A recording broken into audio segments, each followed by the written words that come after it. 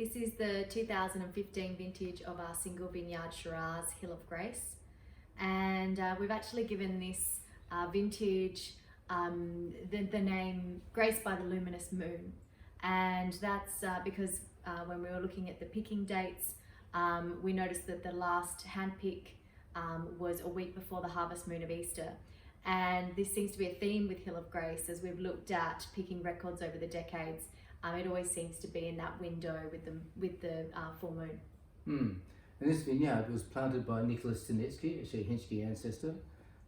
He was one of the early pioneers of South Australia, and he settled at Parrot Hill, planted his vineyard in the early 1860s. There was a church built across from the vineyard, and it was called Gnadenberg, and the translation means Hill of Grace. In 1958, my father Cyril made the first vintage of this wine, and interestingly the vines already were 100 years old when he made that first wine. It's quite an extraordinary story. We've made now over 60 vintages.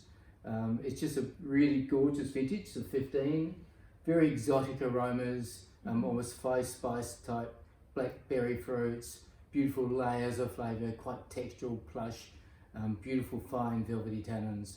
It'll live for a long time. 2015 was a glorious vintage. So cheers.